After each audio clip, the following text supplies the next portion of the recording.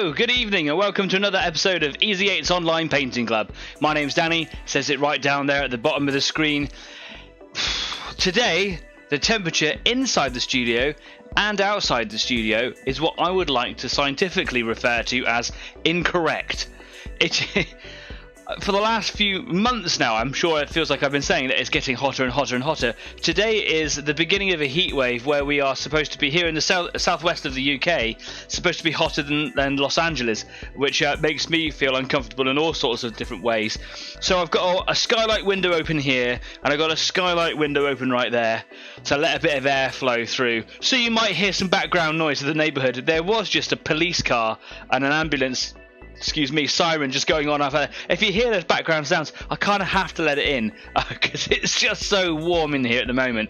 I've not started sweating yet. I've literally been out of the studio for as long as I possibly could before I come and settled in here. Anyway, if you're new here to Easy 8, it's not just about talking about the heat wave, etc. It is about getting models painted as well. Not a tutorial. There's loads of that sort of stuff out there, although I'm sure we can talk about tutorial-y stuff if you wanted to. It's just a place for you to kind of come, get your models painted with the community, kind of make some friends, talk to friends that you've already made, have a chat with these guys that are waiting for me patiently to acknowledge their existence over there in the live chat, kind of share your successes and your failures. Maybe you want to kind of like, put a picture up on Facebook. You can do that as well. That'd be great because we're on Facebook, we're on Instagram, I got it right, and we're also on Discord. Yes, that's a full house. So if you want to join us on any of those platforms, you can. You can join us on over Facebook, where we're quite active over there. People have been putting pictures of all their projects over the last few weeks up there as well. Keston was the last one to do it, I think. You put up almost your entire collection of Steiner mechs from Battletech. They're looking really cool. Like, I'm really into them. A really, really simple paint scheme that you've been doing on them, and they look absolutely brilliant. So well done. It's really cool. And you've got like, what, 4 more to do? No, 2 more to do. So I'm sure it was 14 out of 16 that you said you'd done. Anyway, they're looking awesome. Oh, excuse me. I've just had some Coca-Cola. Is that a brand name? Am I allowed to say that? I've just had some fizzy black juice. Not really into soft drinks, but it's that hot. I just need something a little bit sugary to keep me going. Yeah, we're also on Discord, so if you want to join us at the end of the show, where you can come over and join me and the community over for a chat if you want to. Join in the community, you can either do it by typing, you can just join in by a microphone. If you want to put your camera on as well, then you can. And you can kind of talk to us live, if you like, over at the Discord Easy 8 After Party, which you can find links to all of those platforms just down there in the description of this video. Now, if you were with me last week, you will know that I've been working on what should have probably only taken me 1 week, but took me 3, were these lovely little Gaslands checkpoint gates. These were made by blots.co.uk. There's a link also to those guys down the bottom there. Where just laser cut MDF checkpoint gates for Gaslands. They are really wonderful. I kept the paint schemes really, really simple, and I was just kind of finishing them off last week, just kind of like doing a few little details on the trims and things on the actual signs, like making them all look kind of neat and tidy. And I was just going to leave them there, but I've actually had a little bit of an outcry about weathering them, something I wanted to do originally, but yeah, people have been kind of haranguing me. Is that even a word? Haranguing? People have been haranguing me to kind of put some weathering on them, no less than John from out there, Models and Minis. I've really struggled to get that out, but you know who you are. John has been going like, can't wait to see the weathering on those, even though you said you weren't going to, but now you said that, kind of like want to do it. So what I'm going to do is I'm going to do the other project that I was going to start last week. I'm going to do those in the first half, and then I'll move on to a bit of weathering with these. It shouldn't take me all day to do them, but I say that every week, so let's see what happens, shall we? Who have we got in the live chat then? We've got Stafford. Good evening all. Hi Staff, thanks very much for coming along. We've got Keston, hey, and Leslie. Howdy do. Yeah, cool. Hi guys, thanks for coming along. Really appreciate your company. Keston's put in the picture is 12 of the 16 mechs I have finished. 4 of them are at Leslie's. Oh, so you've been hanging out painting together. That's cool. Have your own painting club without me. That's fine. Perfect timed music there. Yeah, so hey, if you're new, maybe you should go and like and follow us on any of the other platforms that we got, and here on YouTube. But what really helps me, of course, is if you subscribe to the channel. Share the name, Easy 8, get it out there. And write it down, hand it out. I don't really mind. Just kind of tell people, make the community bigger, and we can make this little club become a big club. That would be great, right? Wouldn't it? Okay. do you know what? Subscribe. It'd be really good if you did. Cheers, man. Anyway, I'm going to head straight over to the workbench now because I just want to kind of crack on. So what I'm going to be painting this evening are these 3 pillboxes. Oh, my camera stopped working. That's great, isn't it? Bear with me. I'll get the camera to work again. It wasn't working a minute ago. It is working. I've just got to push this button here. Here we go. Hold on. Let's see if this is going to do it. Turn that camera off. Turn the camera back on. It doesn't want to. Hold on. I'm going to unplug it. I'm sure it's the heat that makes it do this. I kind of like been working on quick fixes for it over the last few weeks. Here we go. That's me. I'm right there. Woo! Gonna go back to the workbench. And now it's working. There we go, fantastic. These 3 pillboxes that I got from Last Man Last Bullet, absolutely wonderful product. Just made, I think they're 3D printed, just resin printed. The quality on them is absolutely fantastic, and they're 15mm. They do various other scales, and you should definitely go and check them out.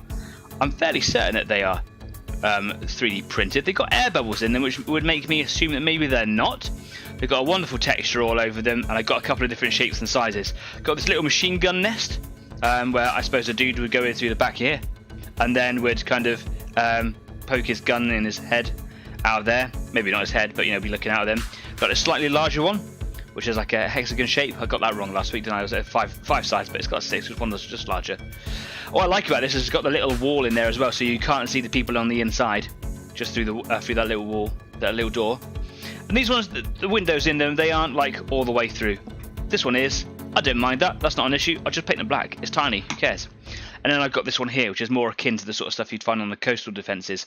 I don't think it is a coastal defences one. This is just like a large pillbox. But I wouldn't be surprised if you found something like this on the coast. The guys over at Last Man Last Bullet do make the coastal ones, and they are huge. They also do all the Maginot Line ones, like the big domes with the machine gun sticking out of them. They're cool. But I was going crazy buying things at the Legionnaire model show, so I was trying to be careful with what I spent.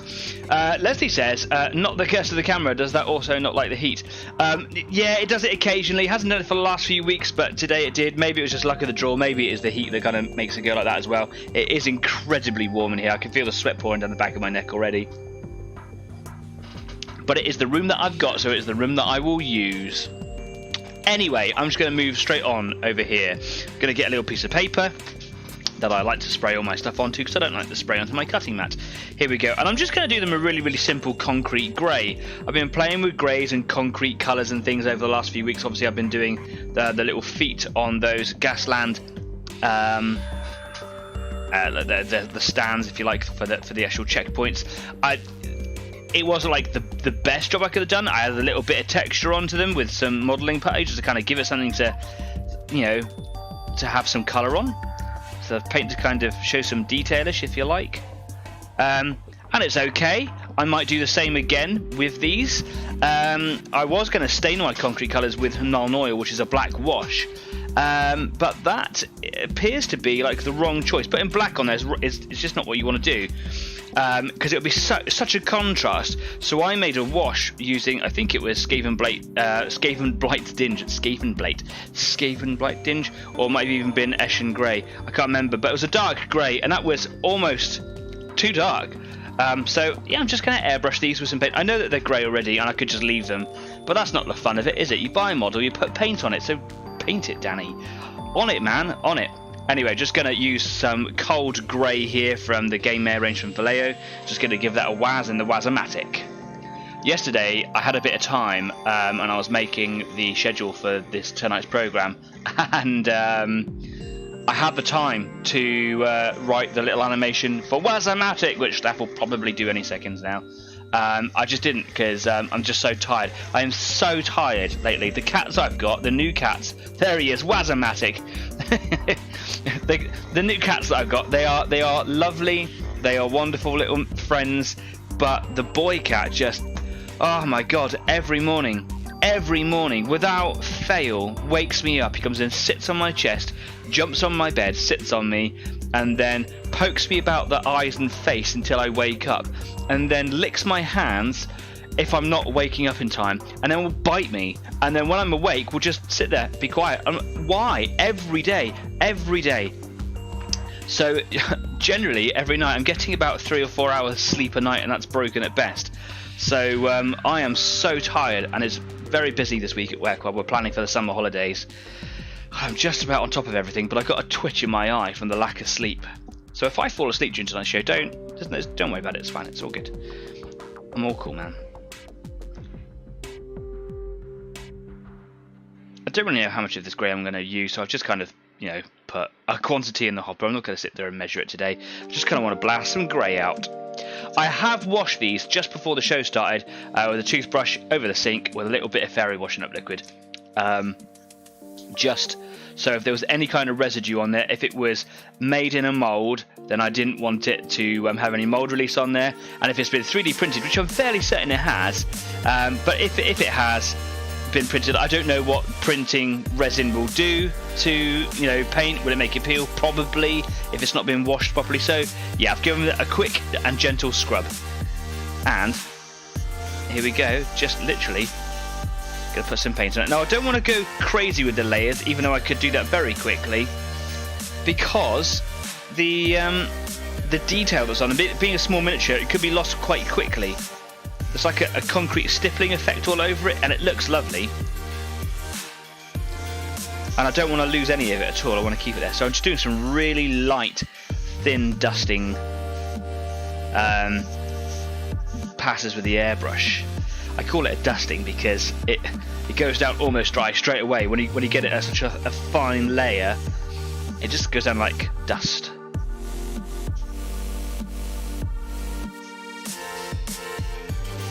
Anyway, if you are working on a project this evening yourself, I'd like to know about it. Come and tell me.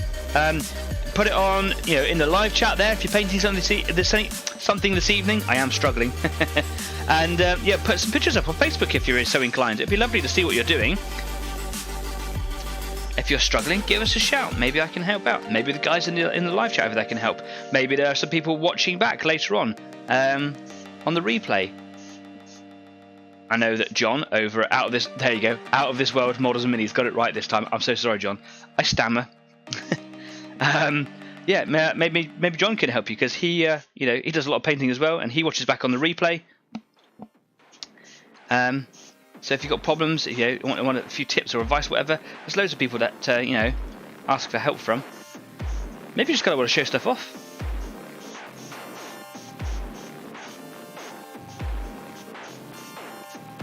If you're interested in what John does, he has just released a new video that just went live just earlier today. I've only just got back from work and kind of fed the cats and got myself set up here, so I haven't had a chance to do it, but I will be watching it later on this evening. And I believe you've done some snow bases for your Space Wolves, and I am dead excited to have a little look at that video, because John's been doing some really good scenics lately, and yeah, I want to see how that snow turns out. I've never ventured into the realm of snow, so yeah, sure, I'll learn something.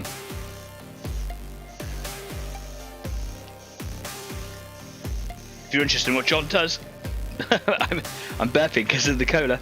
If you're interested in what John does, as we're like most places who I like, there are like links to websites and channels and all sorts down there. John's channel is in the links down at the bottom, so go and have a little look.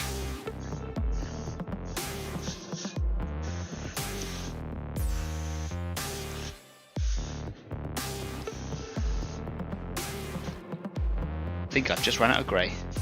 Oh no, got a little bit left in there.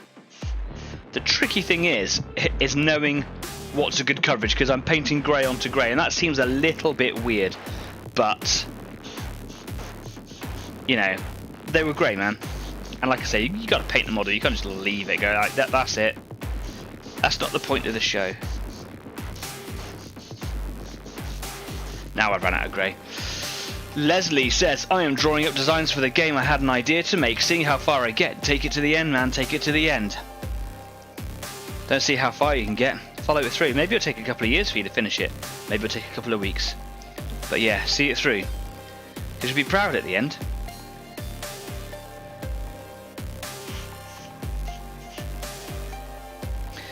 Now I was thinking about what colour to stain these guys with. I think like I said, I'm going to stay away from black, because it would just be such a contrast. I think it will ruin it.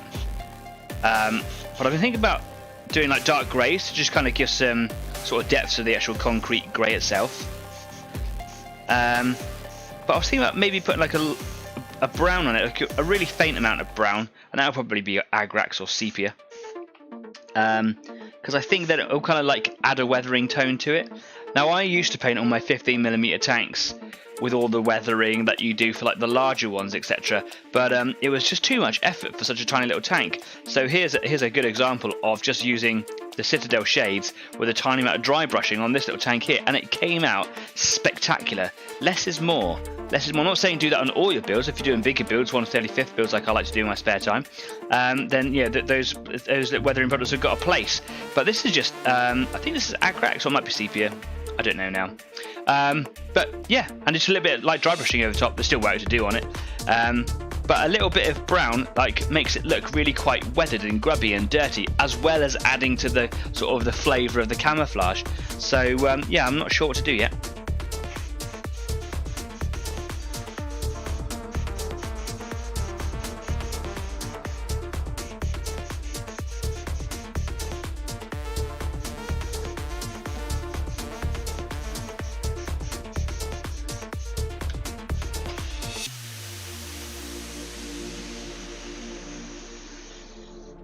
Going over the slightly thicker coat now. Just try and make sure that I get good coverage. It is really difficult to see if I'm getting good coverage because of the colour of that resin. As I hold it into the light, I can see the different shades. Oh, I'm a little bit out of the shot here. Let me get myself into position better. There we go.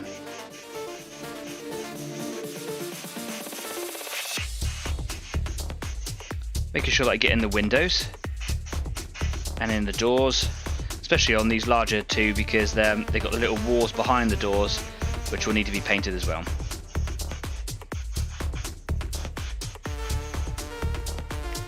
Cool. You can see here that the colour on the underside, the colour on the back, the colour on the top. That's the colour I wanted to. That's halfway there, and that's not there at all. I'm using the reflection really from the wet paint to tell me where I've been. Giving a little bit of blast on the inside because this one doesn't have like a little dividing wall in there.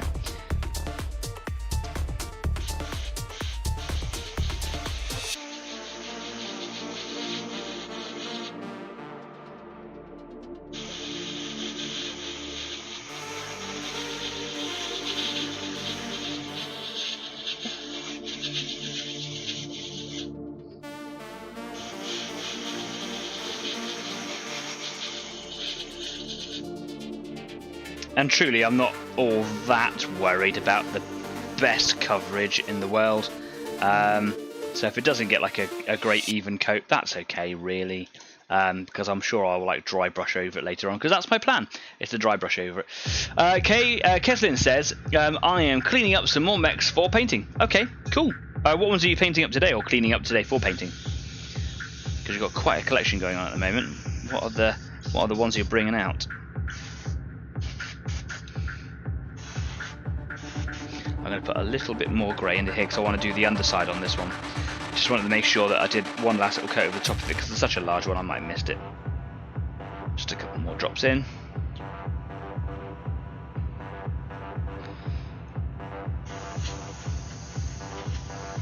It's a bit of air to help that dry, but it's literally drying right in front of my eyes. It's that warm in here today.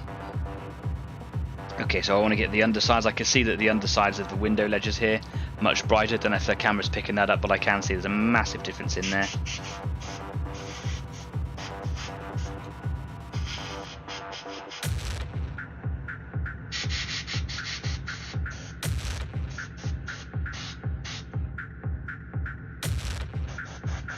There's a little bit of cleanup really to do in the doorways and stuff. I'm not really fussed about that. It's poured concrete. No one cares. There's a nice little doorway in there. Not worried about that either.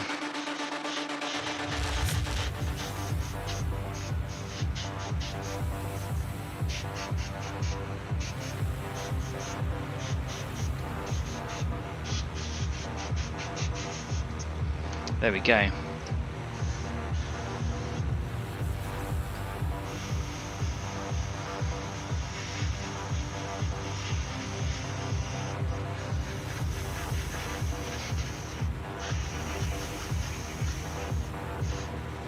Just using up the last of my paint in the hopper.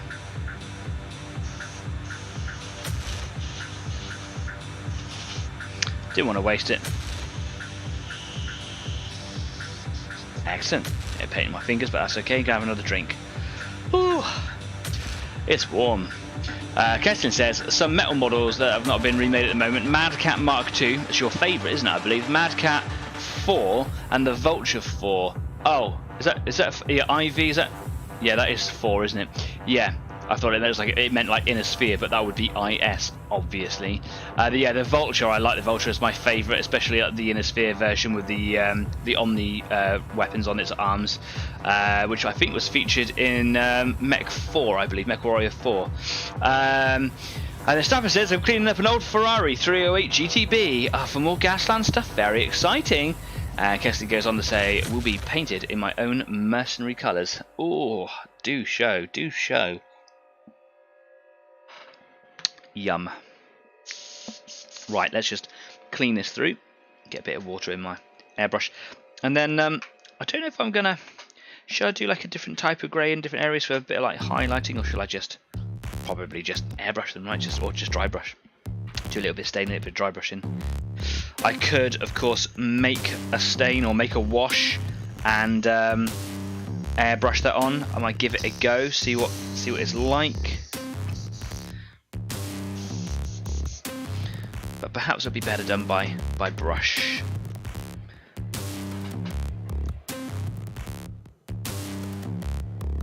So let's have a little look.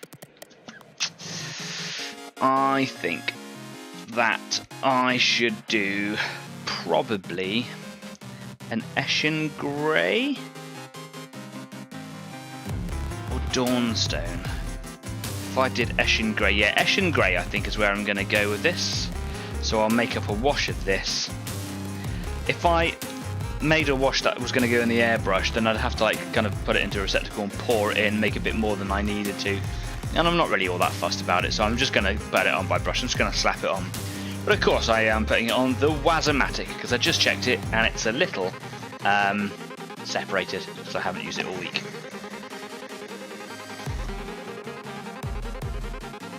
Here we go.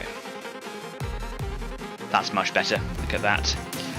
So that's the colour I'm going to stain with. Is that too dark? Is it too dark? Is that the right colour? I don't know. I'm gonna stay with the Eshin. I can always add a lighter colour to it to make it a bit more if I needed to. A bit lighter. Okay, so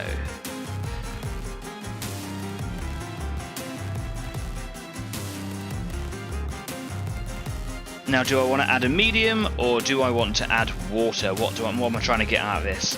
A sludge wash with water will probably be better for like weathering perhaps. So what I'll do here is I'll filter a bit more than sludge washing. So what I'm going to do is I'm going to get a little bit of Lamium medium. I've got a smaller part of Lamium. Here we go. Much better. I was thinking I could use contrast medium, but that's probably not really what I want here.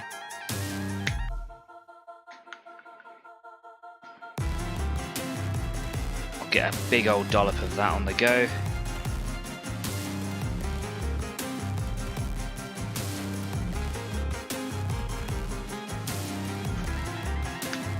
I'd say it's probably just under 50-50, so there's a bit more paint than there is medium.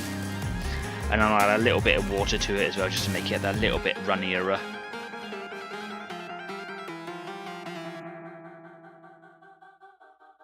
There we go. I am going to be quite brutal with it. I'm just going to slap it on. I'm going to try and keep it neat, but I'm not going to be like all that fussed about it. I'm going to start with the bigger one because it's just easier to hold and it's easier to control, and I've got a lot more space to play with it and to see if it's the right sort of consistency. This might be a bit on the dark side, but let's just go for it, right? It's also nowhere near runny enough, so a bit of water in there. And that's why we do these tests, right?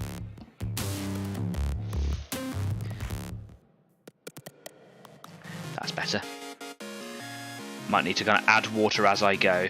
But I've got what I like to call my tank brush, which is it's a really nice sable brush from Pro Art. I didn't buy it. It's one of my dad's old ones, who isn't with us this evening. It's one of the ones that he gave me in a big pile ages and ages and ages ago, and I do mean years ago. Don't really think he realised how good it was. It's really good. It is like a hidden gem, really. It's a sable one, so I've noticed that straight away, and I just kind of look after it, really. And it's really good for doing projects just like this, where you want it to, just do like really large open areas. Because it's sable, it's got like a really nice sort of feel to it, really nice sort of touch, and it means that I try to not get coffee stain markings on it. It gives me a real nice sort of covering. I've gone through that really quickly, and you can see it drying instantly.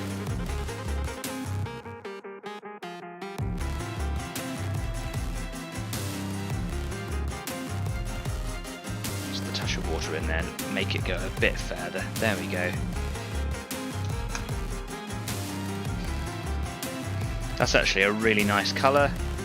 I really like that. Where my brush strokes are, occasionally I just kind of go back over them to stop it from pooling. I've got a little bristle in there, so I'm going to see if I can just come in with a blade or something now. Got a little crafting knife here. Let's just see if I can lift that out. Come on. Come on. Gotcha.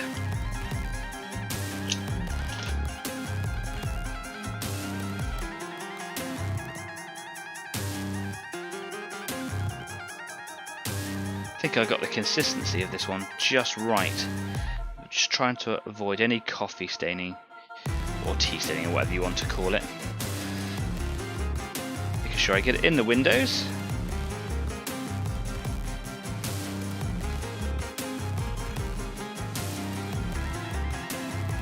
I've gone through that very, very quickly, so I'm going to have to make some more up. That's okay.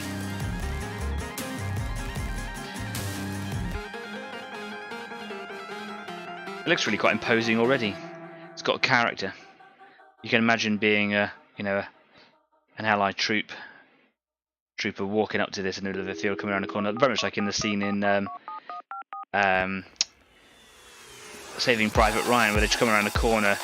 The radar station's got a pillbox outside it, and they have to go and rush it. It's quite a thing to see, I think. You wouldn't want to be in front of it, would you?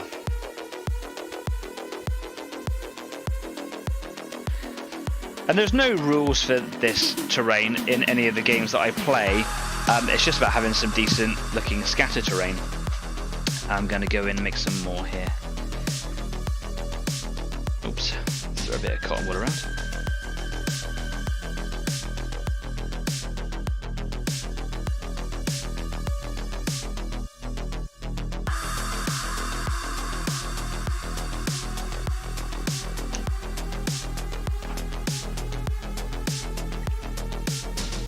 And I'm going to come back in with a bit of lamium again. I had a really good mixture just then. It was working for me.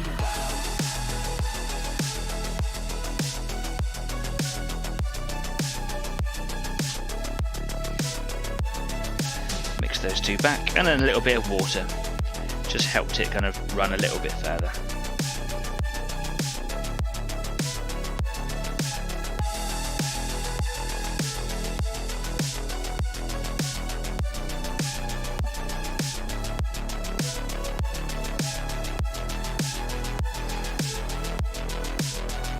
Bit more water. I'm literally just adding water from my cleaning pot.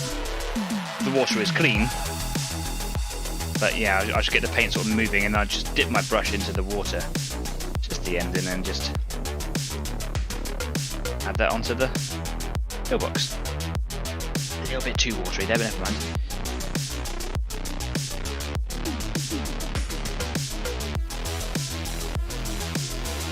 That looks really cool. Okay, onto the middle one, and then it's all going to be about the dry brushing.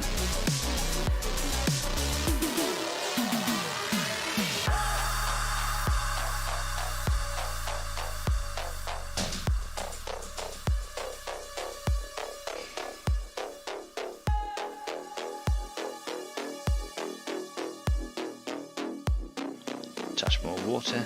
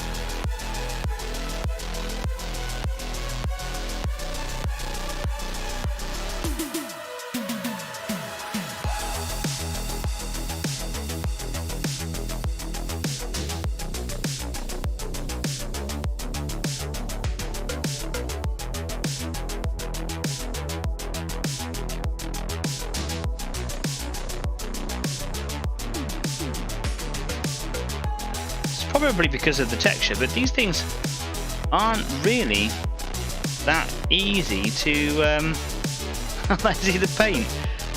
I mean, they're easy, but they're not as easy as you think. It's because of the texture, this sort of stippled concrete effect, if you will. And I can see this wall here has got like printing layers to it, so I'm going to say that they are printed and not like traditionally moulded and cast. I'm trying to put it down now without getting paint all over myself. Oh, I'm going to get paint all over the worktop. Just dropped it right on top. There we go. Let's try and neaten up a little bit.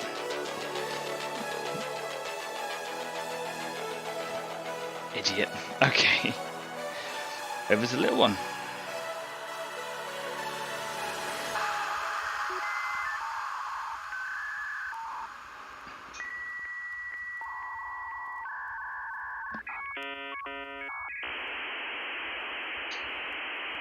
On hitting my lights with my paintbrush. Let's move that over there. That's a bit better. Oh look, my my camera has frozen. Has that frozen for you as well? Or is it just for me? Leslie says it's still looking impressive in that freeze frame. I'll just get to that in a second when I got my hands clean. Has it frozen for you as well? It has to be the heat, man. It's got to be. It is bonkers hot in here. What I might start doing is actually opening the case of my PC up while I get through the summer, and that fan that I've got in the background, I'm going to see if I can blast it into the PC so that it can be cooler, because it's insane. Ran out of paint on this one itself actually. Oh, I'm saying, look, you can't see. Ran out of paint and I've gone made it a bit patchy. That's okay. Okay, don't worry. What I'll do is I will unfreeze the camera now.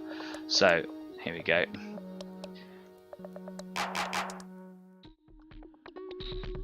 Bear with me. Bear with me. Gotta disconnect the camera.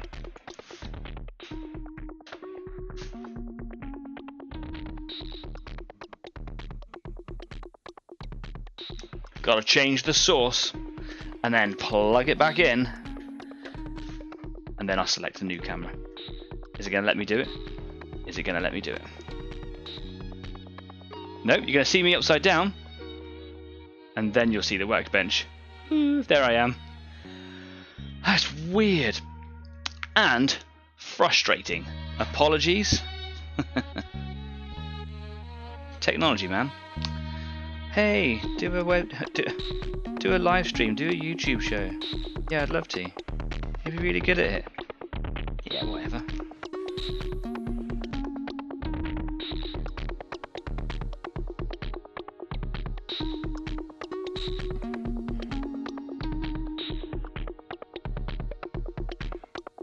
So the little nest here, you can see that I'd run out and it got a little bit patchy there. I'm getting paint all over myself. Not doing a very good job. It's actually a tricky one to paint because it's so small.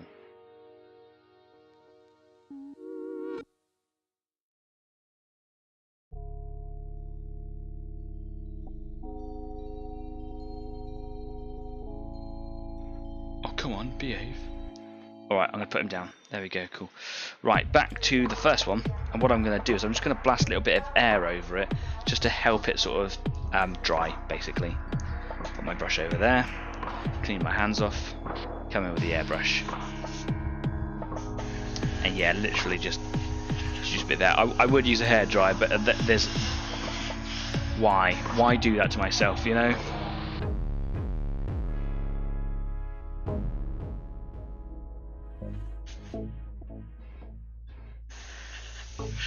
This is a really good colour, and I'm really happy with the way it's turned out.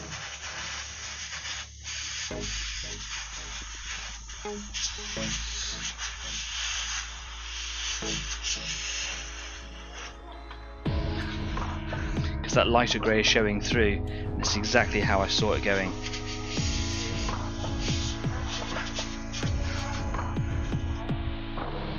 And I think just the faintest of dry brushes will add so much to it.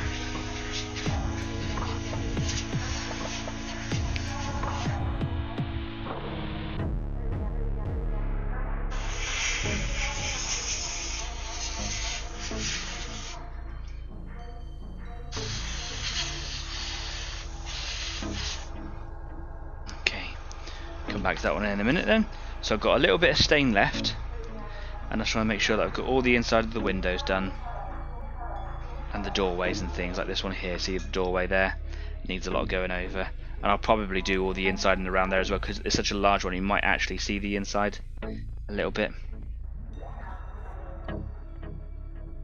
Now I haven't mixed up any Lamy and medium in this one, just trying to make it nice and quick, and the difference is noticeable, so I'm going to have to put a bit more together here. Oh, we've frozen again. It's crazy. What I'll do in a minute is I will position the fan that I've got into my PC and see if that makes any difference, because yeah, I'm sure that's having an effect today. An incredible heat. Interestingly though, my main one, this one, hi, this one's not having any problems, is it? It's always this one, always the overhead. You don't need to see my ugly mug, but you need to see what I'm painting.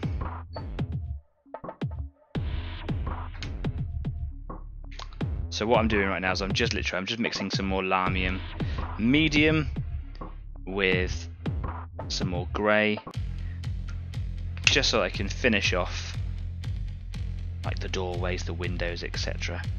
And then I'm going to have another go at seeing if I can restart that camera. It's really frustrating.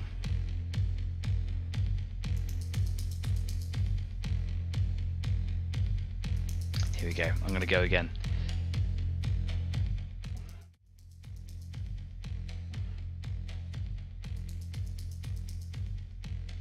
I'll turn this one off. There we go. I'll unplug it. I'll plug it back in. There we go.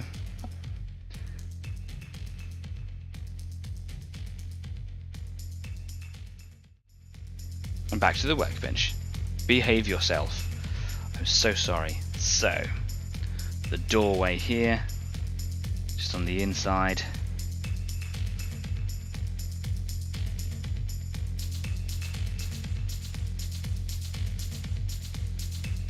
Needs some colour.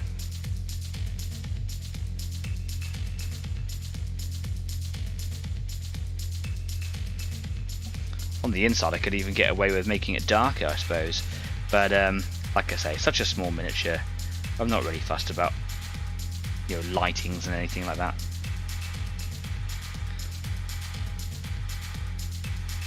Take it from me, you never look at it that much on such a small game.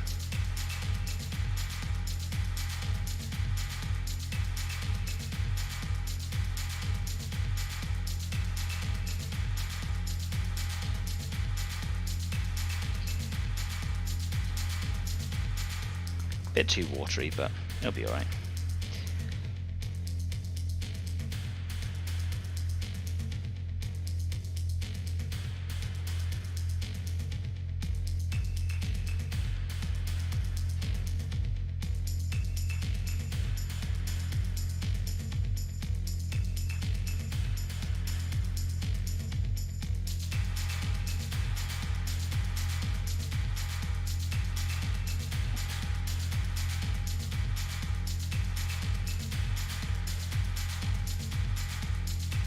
There we go.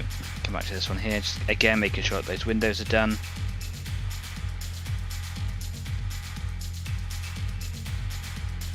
Maybe a little bit of edges that I may have touched or may have missed, or the paint's been drawn away from.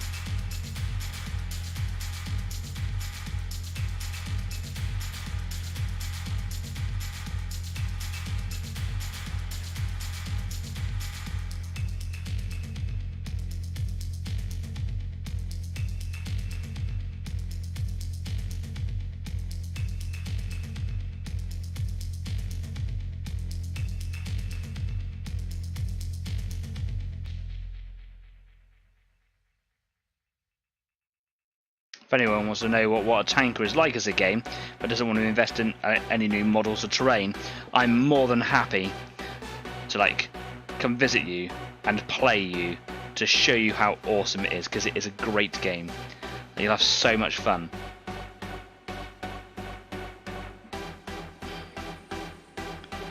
I'm sure there's a few people in the comments who would tell you the same as well. It's just, you don't realise how much fun it's going to be until you have a go. It's wicked, it really is.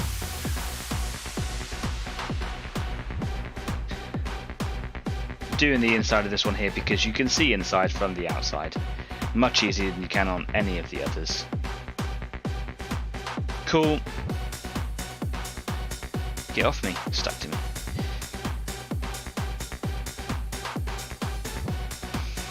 Lovely.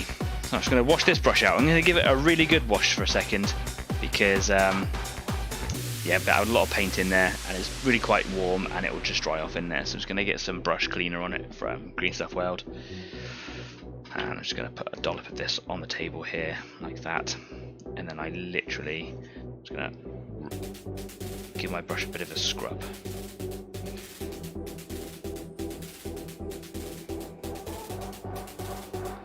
Got to be kind to your brushes, got to look after them. Especially sable ones.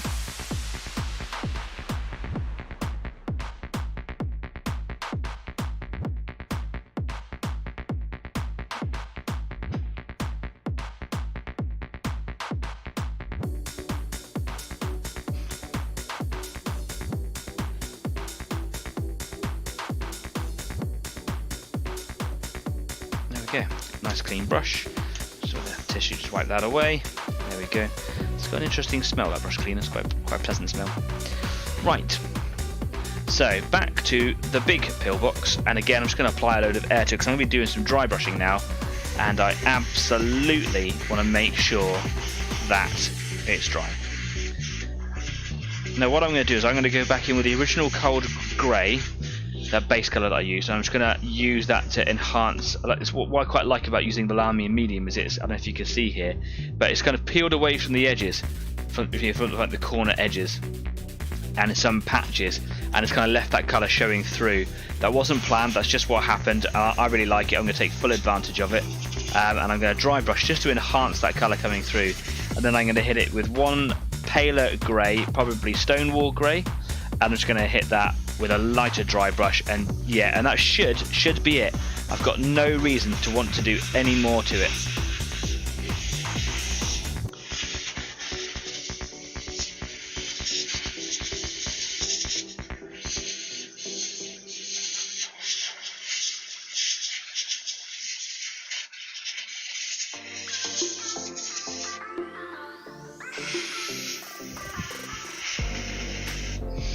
Okay. Look at that side there. Yep, pretty cool. Sweet. So, what brush am I going to use to dry brush this with? I've got a couple of brushes. I don't have any proper decent dry brushes, but I've got a couple of things I always like to come back to. I like to keep it nice and soft. I've got a nice soft brush here, synthetic one. I've got this wide fan brush here. These can be quite good for it. I've got some proper dry brushes, but they're really coarse and really hard, and I don't think that's appropriate. I don't think I need that. Anyway, I'm going to use this Stonewall grey here for dry brushing in a bit. I'm just going to give it a good waz, because it's been sat on the side for ages, and I'm going to go back to this one in the meantime, which is the cold grey.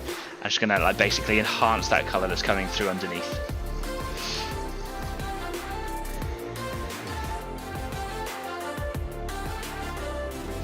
So for now, cold grey in the palette.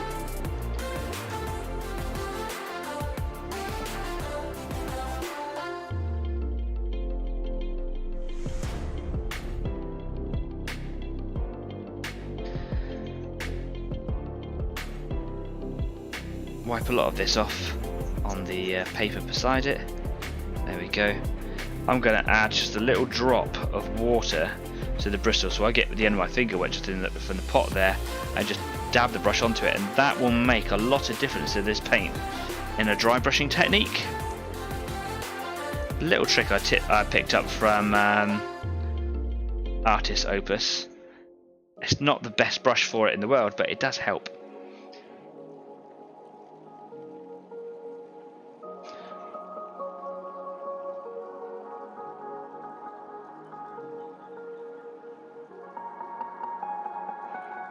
Don't know if this brush is going to be good for this particular model, so I'm going to move over to this one here, which I've not used on a model like this before, so this will be interesting.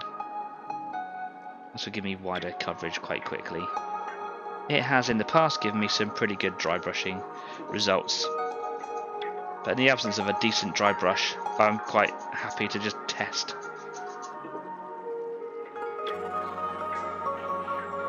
Ah, there you go, look at that, ideal.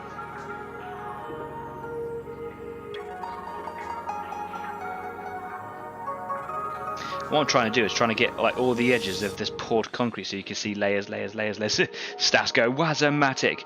You got all these different layers where they would have made it by basically pouring concrete into a mold and then just, you know, building it in sections.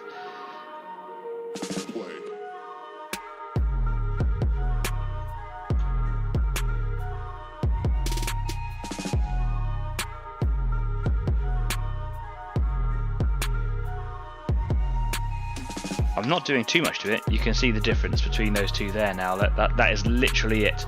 Leslie says, I've got an Artist Opus dry brush set of pretty good brushes. When I can spell. Yeah, you're fair enough, man. I've watched a load of videos from Artist Opus. I think it's an amazing product, and I was going to get some, but you have to spend a lot of time with proper dry brushing techniques to get these wonderful, wonderful results, and they are wonderful, don't get me wrong, and I don't want to be spending too much time on something where I'm just trying to achieve a technique that I could do faster elsewhere. I'm sure I will get some and do a model in it, or maybe a set of models in it, but not right now.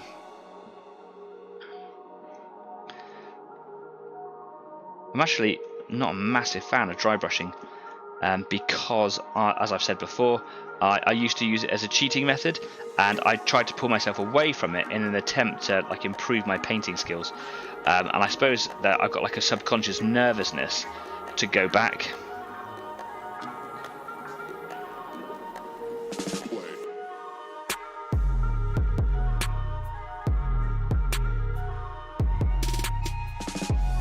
Poured a bit of the wet paint on that window there, but that's not done any harm, which is cool.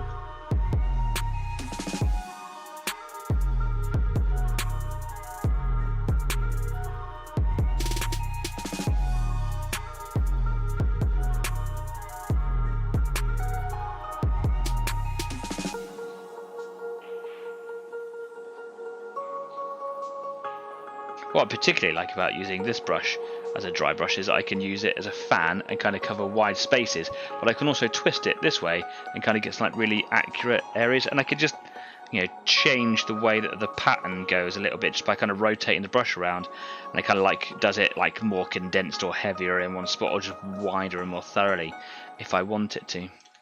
There we go. It's a bit closer now, isn't it? Put some sharper edges on there, they got picked up much better than they did on this one over here. I like the difference between the two of them, that's quite cool. I'm going to come back to that little one because he's quite wet at the moment. Right, get a bit more grey on there, a bit lighter grey. Lovely, cool. Just going to have a sip of my drink because it's so hot. They are also quite pricey, says Leslie. Yeah, no, you're right, they absolutely are. But you know, if you want to buy quality, sometimes you've got to pay money for it, right? And I'm cool with that. Right, let's get the airbrush on the little machine gun nest. Just dry it out.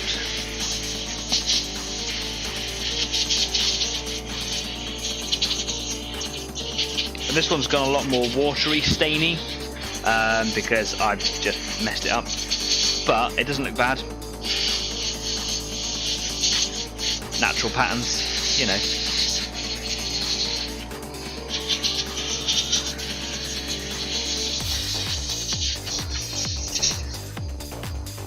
Okay, in with the dry brushing. What did I do with the other colour? There it is. Back to the cold grey again. Just another drop in there, just for this little machine gun post.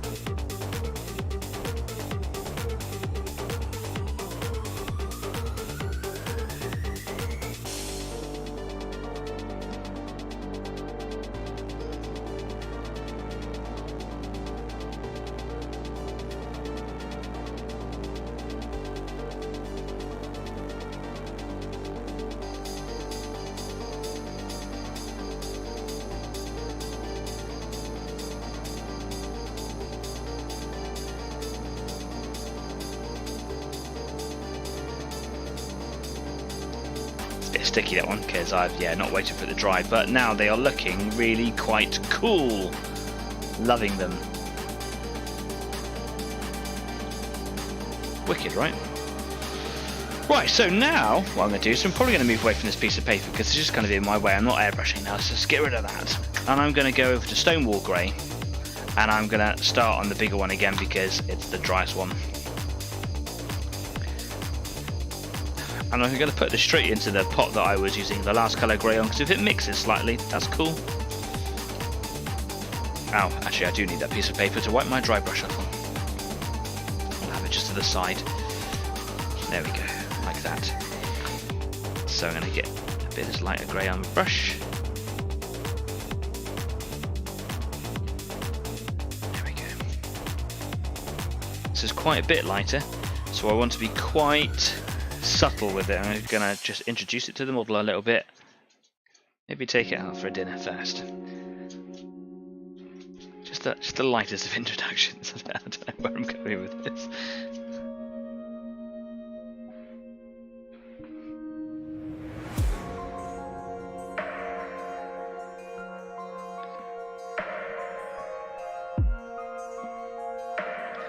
There's some natural patterning that's occurred from using the wash, blowing it around with the airbrush. You kind of got this little line that's gone along here, which is like a tiny little bit of wet paint, watery paint, that as I traced it with the chased it with the airbrush, it kind of ran away over here, but it looks like a crack. It looks like, natural patination that is hard to achieve if you're deliberately trying to do it. So I'm quite happy for little things like that to appear. That's fine.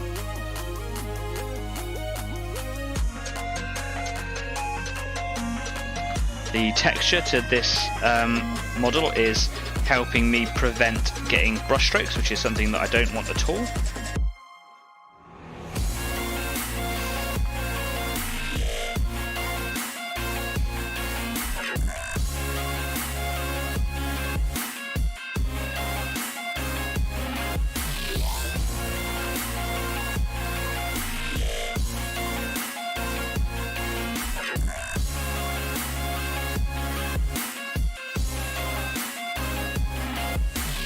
Bit too heavy there, but oh well. It looks random anyway.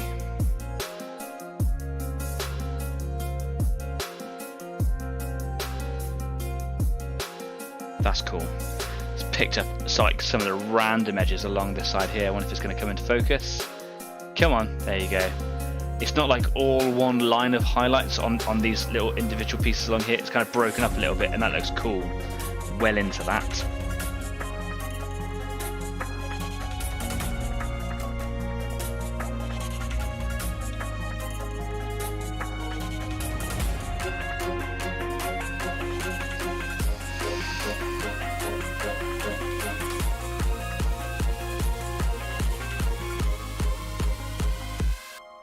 Bit more of that grey.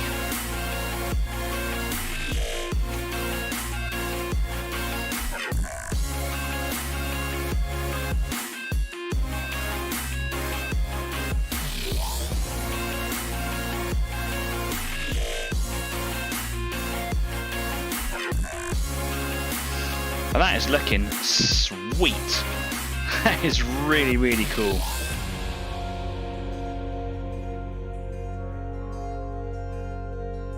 I could come in with some like really like random patches of dark and light and things, which I might do in a minute.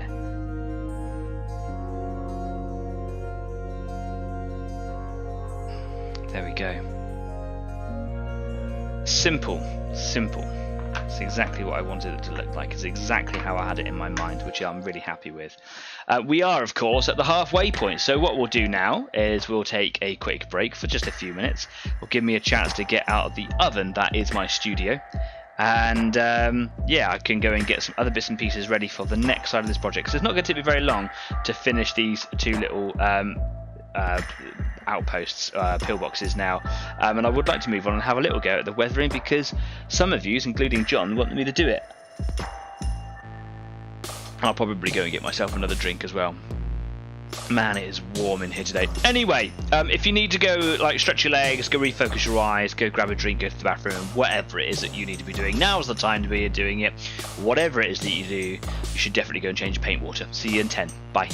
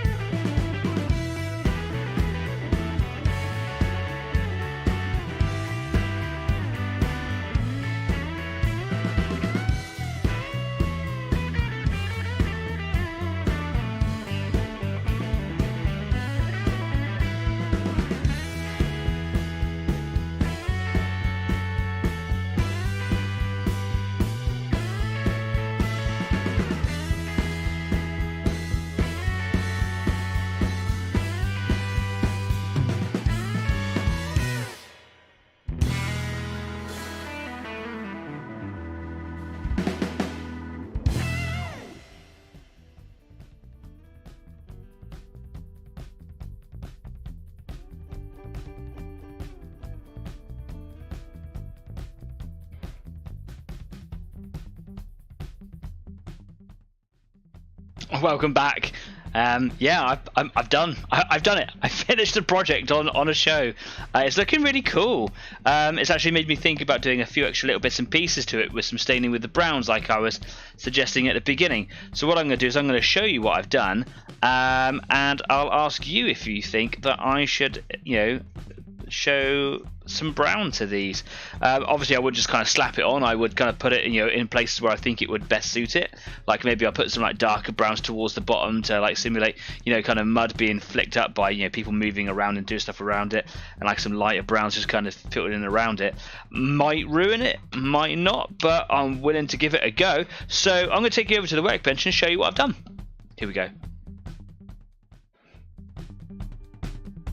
Still working. Had to check. So this is the first one that I've done. Bring this in nice and close. What I like about this one is it's got softer edges on the tops around here. When you compare it to the other two in a minute, they've got much sharper edges, and those edges are quite defined with the light grey dry brush. This one's come out very, very subtle, and it's enough to kind of do what it needs to do. I like it. It's my favourite effect out of them all.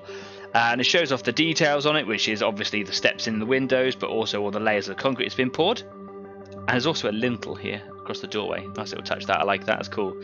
And then I move over to the middle-sized one. You can see there's much more defined edges on the top. That's okay. I just prefer the softer look on the other one. So yeah, again, you can see all the little lines coming out, which is cool. If I wanted to, I suppose I could go dry brush slightly the middle grey again all over it, and just soften down those edges a little bit, which I might do because I don't really like those sort of ultra high defined edges. And then here's a little one, which has come out really well as well. Sweet, huh? So, do you think I should add a little bit of Agrax, a little bit of sepia to it? I've got them sat just here, ready to rock and roll. I could apply a little bit of sepia just down the edge, nice and random. Just down the bottom here, kind of flick it in around a little bit of sepia here and there, just splashed in and around it. It might add a lot of depth to it. Who knows? Who knows? What do you think? Leslie's commenting, by the way, just before we went away for the break, saying that is a really cool effect of the dry brushing. Nicely done, dude. Thank you very much. It was very, very simple. That, I suppose, is an advantage to dry brushing, right? Get it done quickly. I just took a walk down to the bottom of the house to check on the cats. It is so much cooler down there. Maybe this is the wrong place for the studio, but it's too late because everything's all bolted to the wall. So what do you guys think? Should I put some browns on these pillboxes? Not going to slap it on all over. Like I say, just going to put on a little bit here or there. I could even apply it through the airbrush if I wanted to. I don't know if that's the right thing to do. I think a slight more sludge wash would probably be better. What do you think? Anyone coming in? Oh look, the camera's frozen again. Of course it has.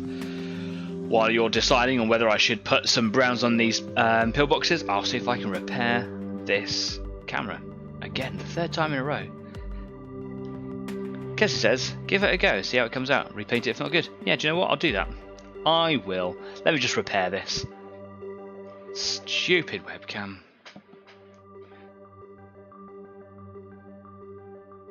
Turn that camera off. Unplug said camera. Plug it back in. Reselect source. Ooh, there we go. Go back to the workbench. Alright, here we go. No, stop it, camera, says Leslie. Yeah, man, tell me about it. I like them all. The softer edges does give it an almost more realistic edge to it. I guess if you want to age it in a more disgusting way, then go for it. Yeah, do you know what? Let's do it. I'm going to pop this back down again. Excuse me, that was a burp there. Going to go in for a little bit of Agrax. Going to go in with this brush. This is the one I originally used for the dry brushing, but yeah, whatever. I'm going to just rinse it out because it had some grey in it.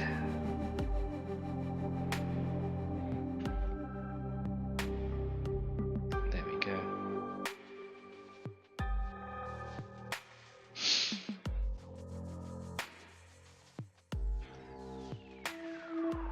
So I reckon if I kind of did this and flicked up the bottom like that, look, looks like it's kind of been kicked up and stuff all the way around the bottom of it, yeah? Does that look cool? That looks cool, right? That is cool. Okay, I'm doing it good here. I'm doing it good. And hopefully, as that dries, it will really fade out and stop being so saturated. Because at the moment it's quite contrasty. But I like that. That was just an accident. I just decided to use the edges of the bristles.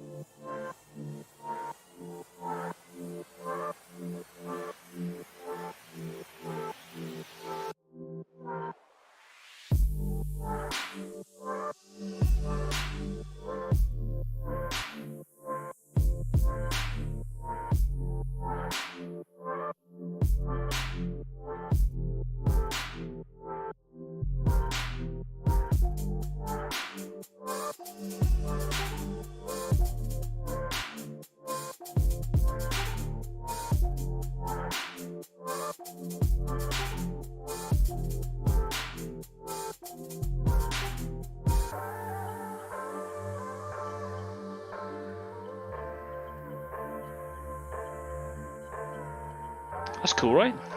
I like that. That's okay, that is. What I'll do is I'll get some in the palette over here, and I'll add even more water to it. And I'll just turn it into a really, really thin sludge wash, and then I can really run it into some creases here and there.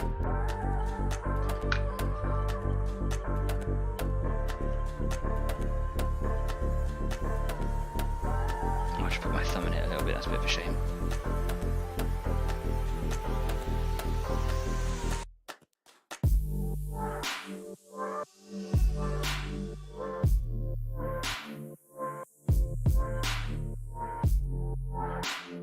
It's like a grimy effect, really.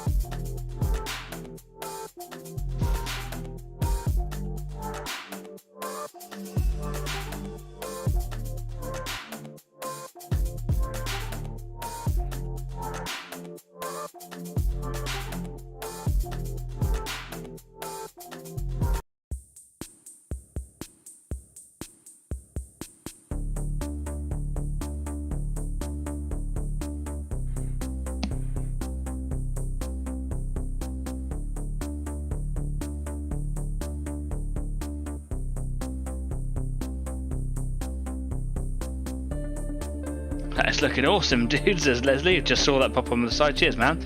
It just entirely by accident. That's come out rather well, right?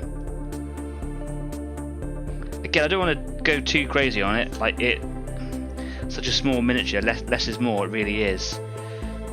But I could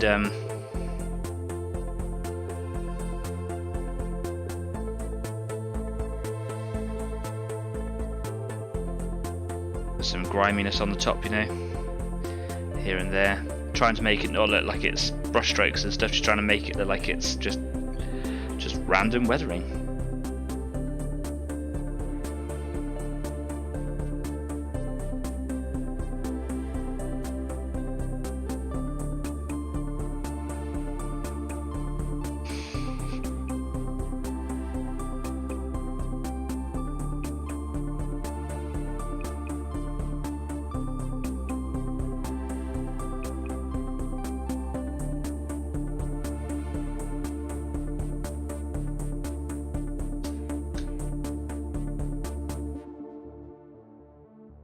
And just feather out those edges to make it less coffee stained, which is the big killer on any sort of model, really.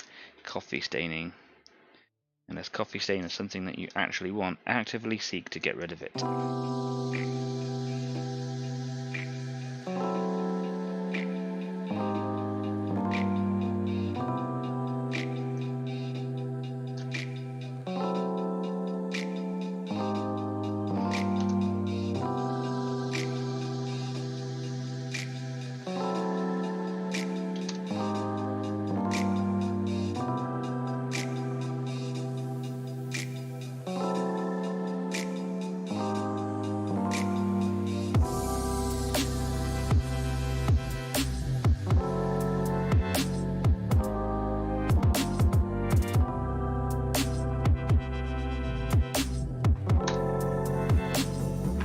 Cool. I like it. I'm going to do it with all of them.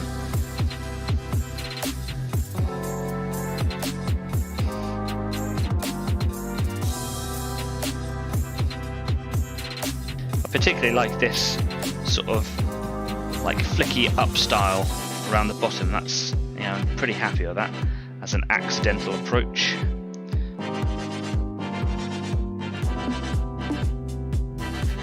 Particularly good brush for it as well. See, every brush has got like something unique about it. In this case, it's upward splashes.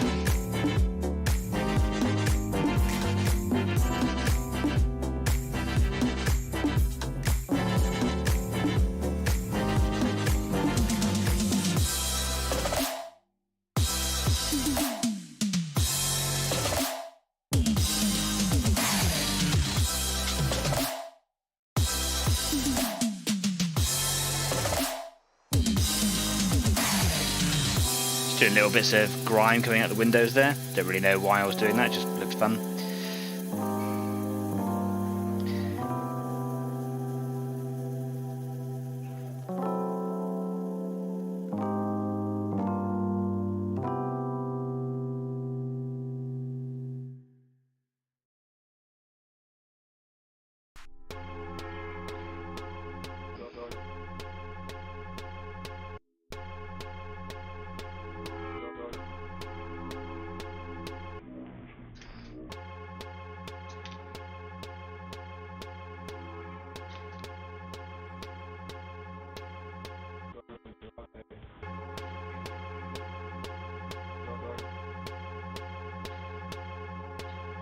Cat hair, what would a show be without one? That's another one done, that's cool. I'm just going to put them over to the side for now so that they can dry, because they are very wet and tacky and I don't like that.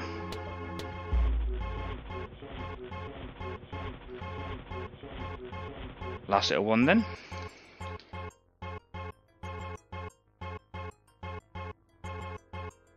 This little bit of weathering just on the bottom down here has just given them so much extra character.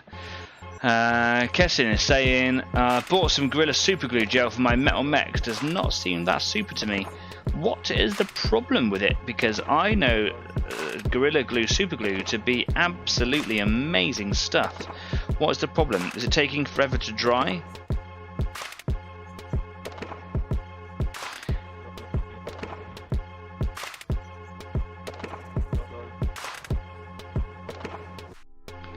Got my concern on for you now.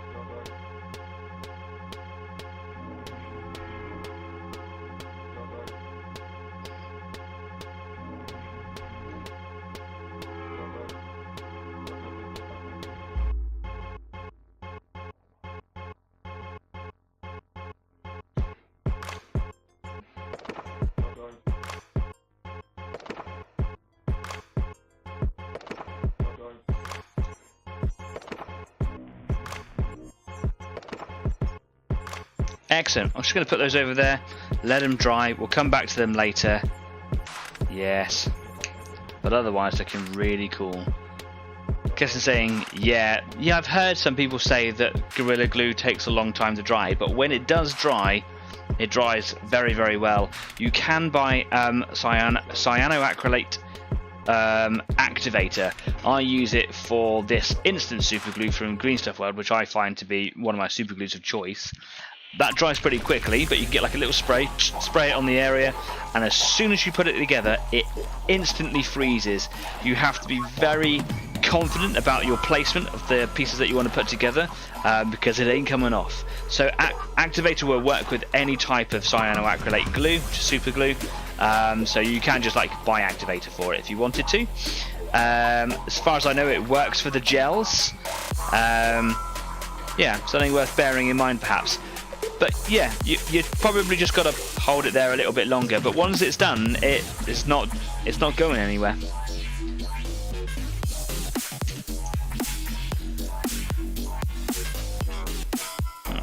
Those little marks on there have just a little bit harsher than I want them to be. Less desaturated, less coffee staining there, please. Just going to come back in now with a wet brush there. I'm just going to see if I can just pull those out a little bit.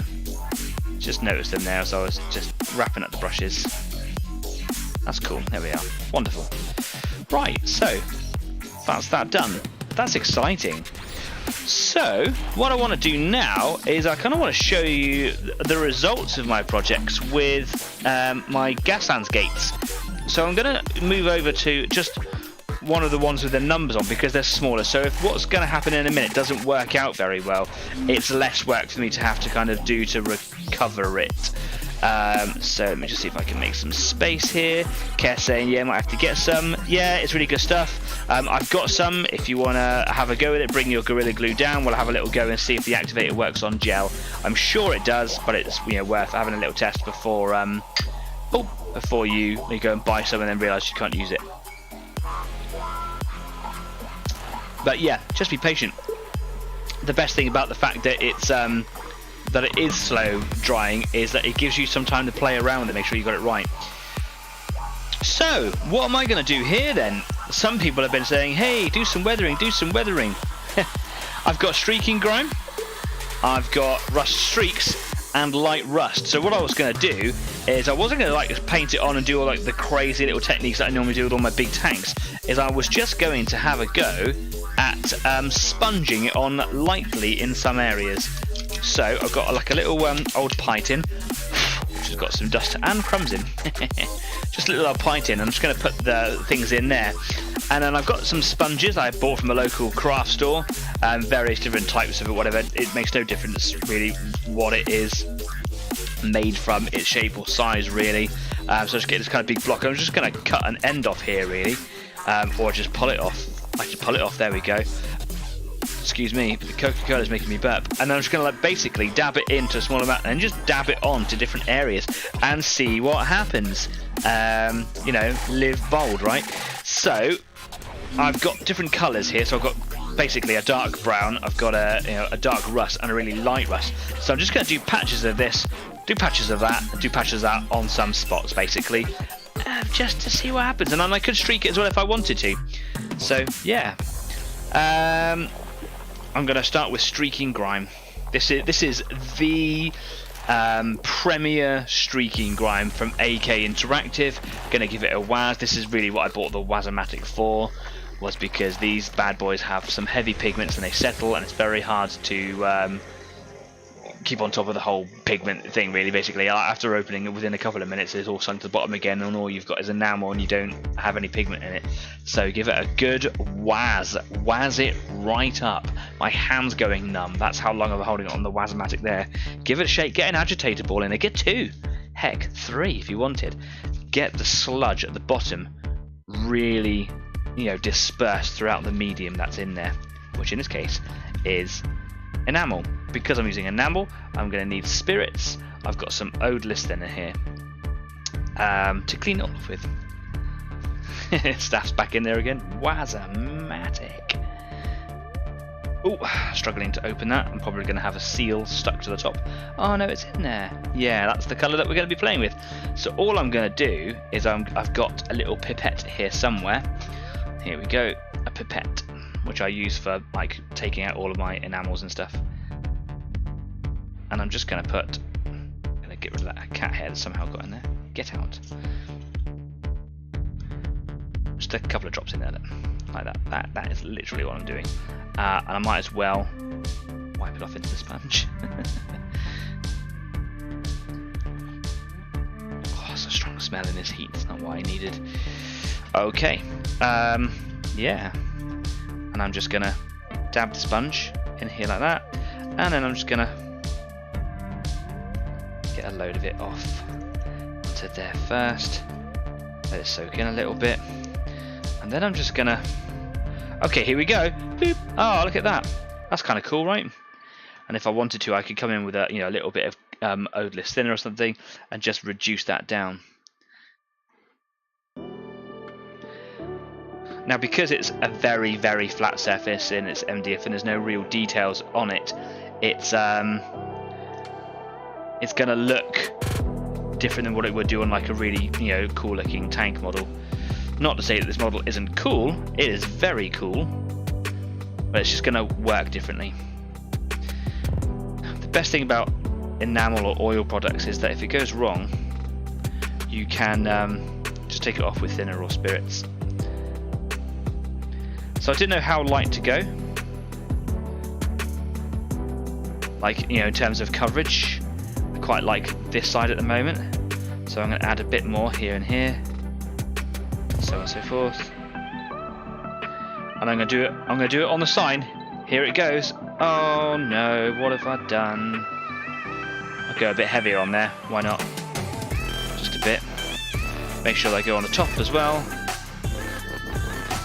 Like this.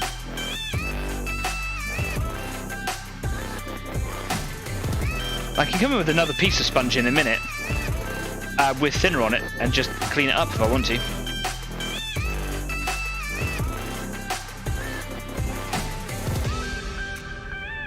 This is for you, John. Last week I was like, no, I don't think I'm going to do any weathering to it. John puts a comment on the YouTube video saying, can't wait for you to do the weathering. Message received. Loud and clear. Even if you didn't know that, that's not what I wasn't going to do. It's funny to say that you did. So this isn't like rust, this is just grime. Grimy grime grime. Look how patchy it is, yeah.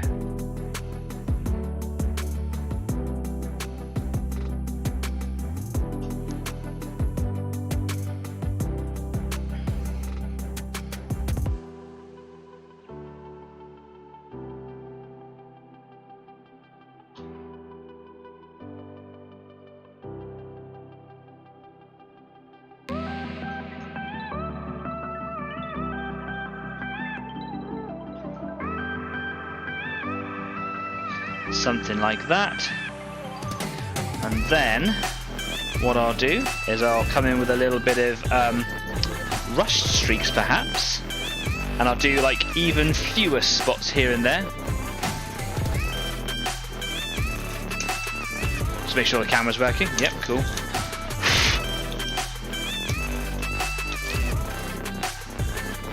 Where's my rust streaks? Here you go. So it's a much reddier, a brownier colour.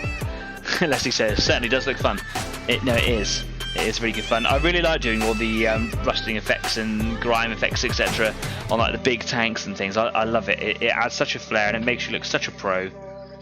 And you could just be like a noob like me. It's about making it look cool. Gonna casually take a sip of my drink while I'm wazzing in the corner. That is an awful sentence, and I will take that back. Comment rescinded. Apologies, YouTube. I'll get some comments on that now. Okay, here we go.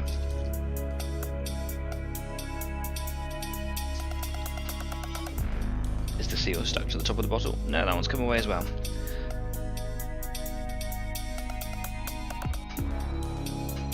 So, just a couple of drops. Don't need too much. In fact, I need less than on this one than I do the grime.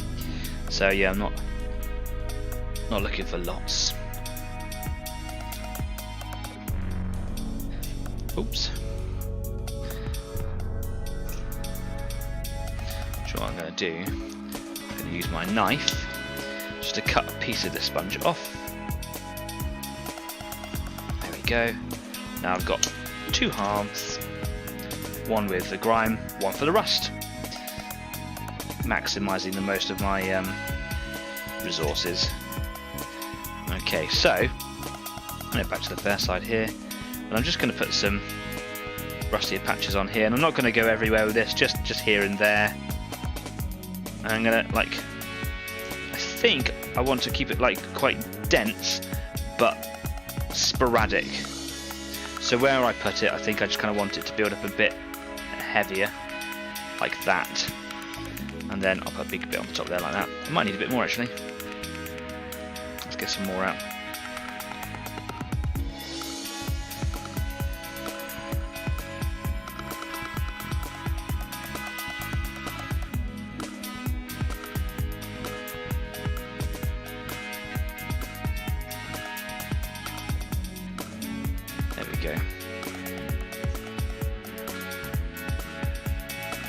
big rust spot there, patches here and here, something like that.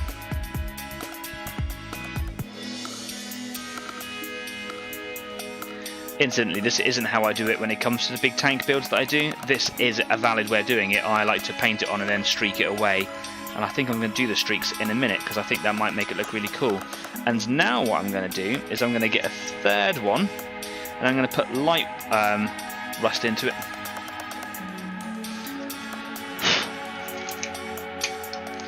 Yep, camera's still working. Cool.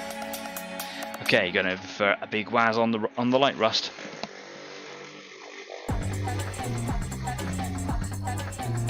Now this is the one that's going to add lots of sort of brightness to that rust colour. Really, really bright orange.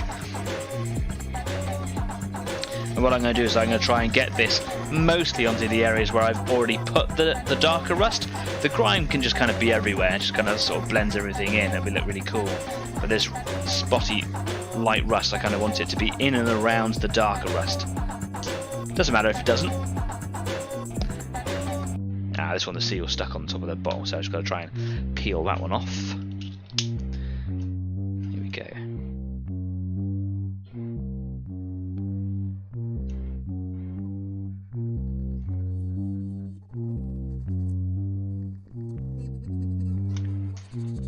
Throw that around. They do stick sometimes. Cool.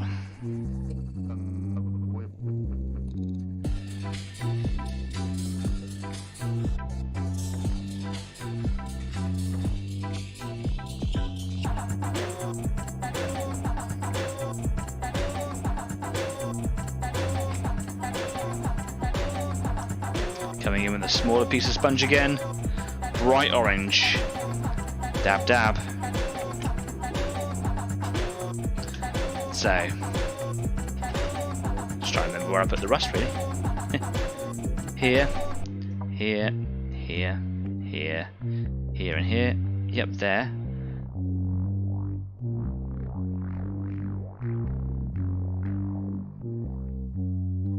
Did I do any dark rust on this side? I don't know if I did. It doesn't look like it. So I'm going to come in with my little rust sponge here. Oh, I think I did, look. There and there. Here and...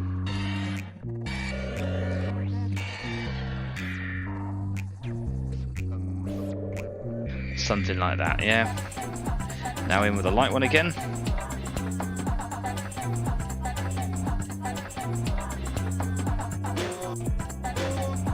It looks like I've just ruined everything at the moment, and I'm hoping I haven't. But it's just one gate, so if I have, it's okay. I can always paint back over it all over again. So, what I'm going to do is I'm going to let that sort of dry for a minute. I'm going to put these paints away. Where shall I put them? Oh no, I don't have enough space.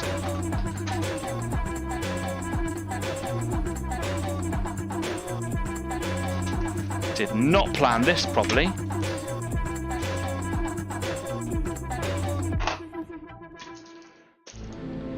Cool. Dark, middle, and light. On the side out of the way over there. I'll just move my little pipette out of the way because I'm going to come in with an airbrush. I'm just going to add a little bit of air to some of this enamel paint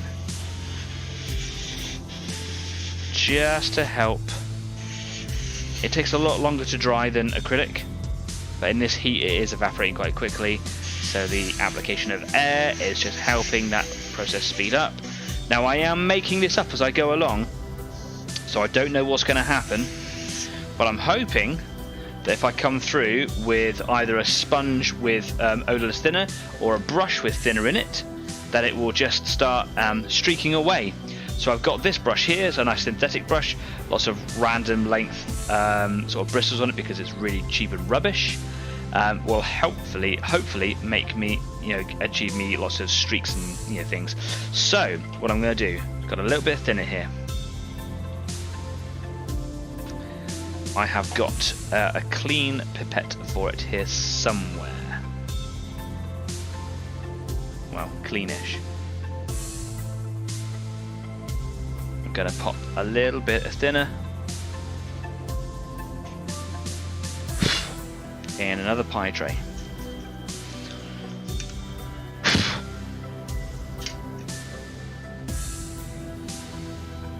There we go. I don't need a lot of thinner. If I have a saturated brush, I'm going to ruin the effect. At least that's what I've learned on my tank builds anyway.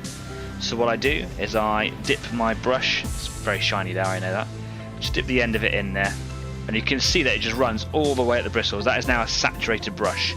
So what I'll do is I can wipe it off on a piece of paper, on a piece of tissue, and just desaturate the amount of thinner that's in there. It's still soaking. If I run that across my finger, yeah, that is, I'm covered in it now. So wipe it off on here a little bit. There we go. So what I'm going to do now is I'm literally just going to just run down and just see how well this goes. So keep your fingers crossed, right? It looks really cool, just like lots of coffee staining, which looks really good when you get into all these unnatural, or these natural and but hard things, sort of patterns to achieve. I'm being really, really gentle now. If I start going too vigorous, I just remove it all and it all just kind of builds up in another place. But again, like this brush here, I like this because I can like turn it sideways. Just sort of do this. And where there's patches where there's no colour, like grimy colour, I can sort of pick it up and move it. It's so much fun. That is really good already.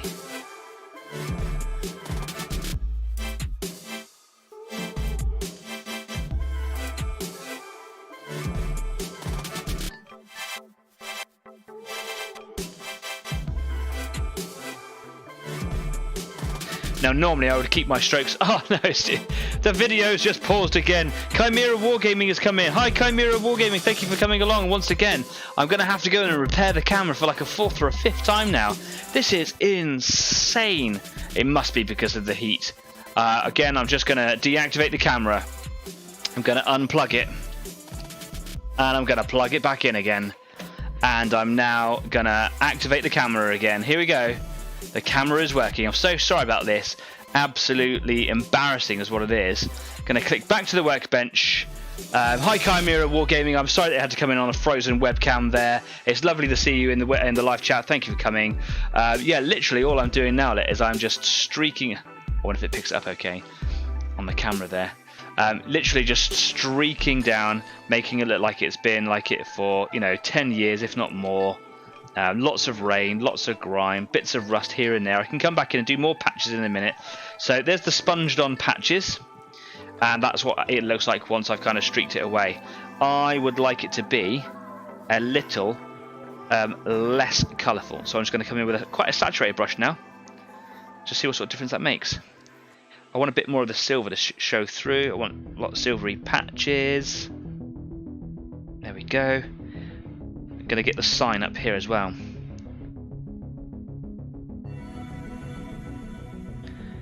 If I wanted to make this easier on myself, I suppose what I could have done is not dried the enamels with the airbrush. That's looking really cool, like that. I'm going to saturate the brush. Yeah, that's what I'm going to do. Saturate it. That seems to be working really well for me on this particular model. And the bristles are just making it look like it's running a lot.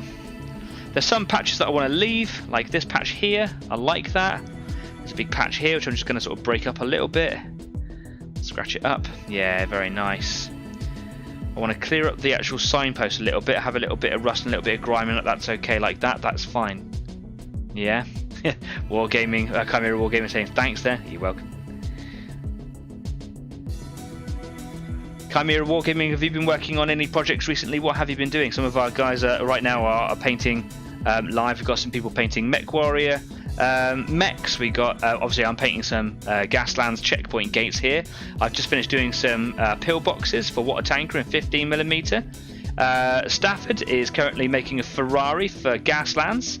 Are you guys doing anything at Chimera Wargaming today? Staff saying he's got to go. Now, see you next week, mate. Take care. See you soon. Thanks for coming along, Stafford.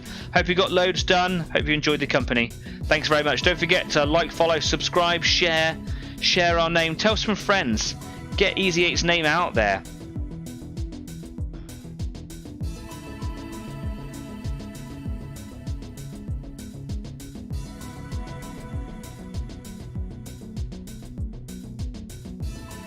think I've run out of odorless thinner in the little palette there. I'll come back for that in a minute. So on the top I don't necessarily want to streak so much, as I just kind of like want to patina it away. So I just kind of dab it really, and that stops it making it look like it's running because it's on a horizontal surface or a flat surface, so it wouldn't necessarily do that. So yeah, something like this. I'm going to get a bit more thinner, I think, a bit more thinner.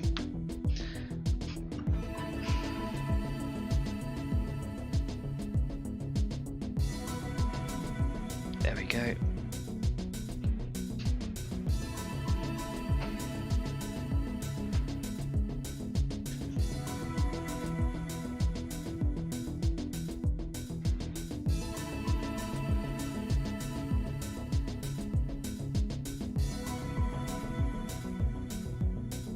So what I might do in a bit as well is I might come back with some more of the rust colours, because this is all kind of blended in. I had a feeling it would do, just kind of wanted to see how far it would blend. I want to come back in with some more of the rusty, like the bright orange rust colour, and I might just do like a couple of dabby spots onto it just to kind of make it, you know, look a bit more rusted. This side over here is looking particularly cool. Yeah. No, I like it. Really want to make sure that the signs are nice and clear. Got some nice orange build up down there as well. There's another cat hair there. What would this show be without a cat hair? And of course I want to make sure it gets right down to the bottom. Cool. I really like that. I'm not going to do any more on this week because I want to basically put up a picture. I'll put some photos on Facebook, so you can go over and have a look at Easy8's Facebook page, and I'll do like a comparison, and you can tell me what you think. Does this look best? Does it just look best because it's a cool streaking fact, you know, technique, or does it look cool because it looks cool? You know, if it looks cool but it doesn't suit the model, then I don't think there's any point in doing it. I don't think it needs to be cool just because it's cool. Does that make sense? It doesn't need to be. Every model doesn't have to have something cool on it. It doesn't have to work that way. Just trying to get a little bit of grime just down the bottom there. So just going to come in with a little bit of the streaking grime on my brush here. Look, and just add that in down there like that. There we go. Just get that off my brush. I'm going to come in with a little bit of the rust colour, and I'm going to do the same down here like that, and then I'm going to come in with a little bit of that bright orange rust colour, and I'm going to pop that in there as well. There we go. And now I'm just going to wipe that off because it's going to take my cleaner.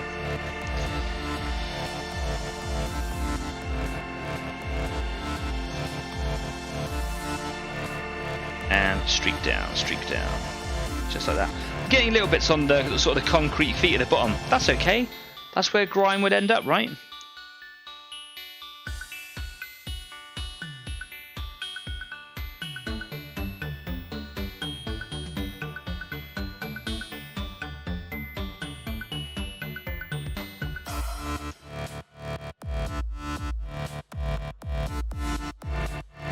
Clean up the sign a little bit more on the top. It doesn't all need to be ultra grimy, does it?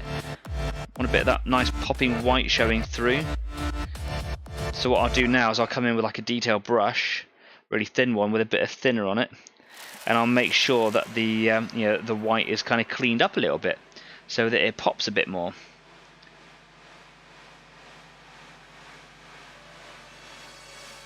Like that. Okay, so now I can come in with, I've got like a cheaper narrow sable brush here. It's not one of my expensive ones. Get a bit of thinner on the end of that, saturated that right down, and now I can come in and just sort of clean the sign up a little bit here.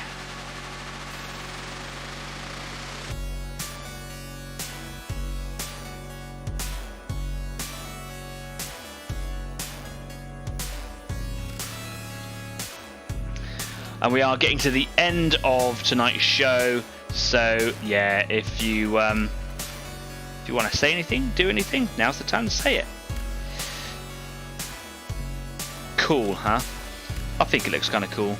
But the thing is, because it's such a simple model, it might just be too much, and that's what I'm trying to be aware of. You know, when I compare it to what it looked like a minute ago, it was a very clean, crisp looking model. So what we'll do is we'll have a little look, we'll compare it. I'm just going to put these in some water over there, just let them soak. I've got to change that water now because it's going to go all oily. So yeah.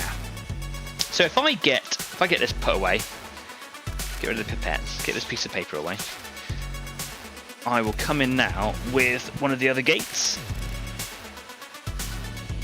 I'll keep it numerical.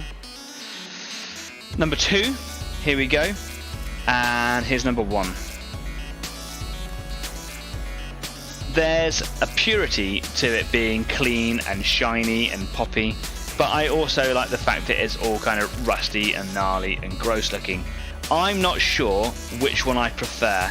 I do like the fact that this was just nice and clean and simple, and I might make it go back. So what I'm going to do is I'm just basically going to sit with this and just let it percolate for a little bit in my head, and just kind of like, what do I like?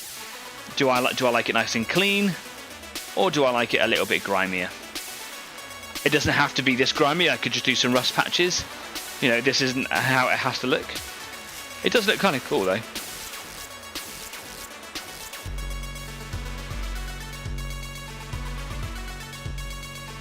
I think the other side looks better. But we'll see what it's like. Let it all dry, let it sit overnight. I'll take a photo of it in daylight and see what we think. Guessing saying, yeah, things look better. Sweet. Cool. So, what have we done today then? Well, I've done, obviously, this is a really nice test. Really enjoy doing that. It's nice to have a little bit of fun, get a little bit mucky. And of course, I have started and I finished a project on a show. So that's right, Chimera Wargaming. I know you came in late, but I started one and I finished one, and I'm really happy with that. So these are my pillboxes. I don't know about the staining at the bottom. It looks really cool, but it might be a little bit much. I can always go back and repaint it. It didn't take me very long to go and do. So yeah, got some nice Agrax today. Just literally just slapped it on the bottom there and made it like it was grimy and dirty. Same with on this one here. This is a much thinner, fainter. I was just a little bit more careful when I put it on. That's kind of cool. I like that. And then again here on the little machine gun post. John has joined us from Out of This World Models and Minis. Hi John. He's just popped in to say hello, still at work, but I wanted to see what was going on. Nice weathering. Thank you very much, dude.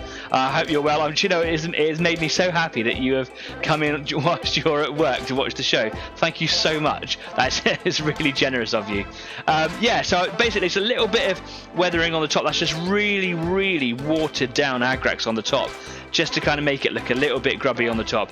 Some gentle little Agrax streaks down the sides, but then a lot of flicking up around the bottom. Maybe when it's on like a gaming mat with other sort of features that make it look muddy, that might kind of blend in a bit more, but I just think it's a little bit on the strong side, a bit too much contrast.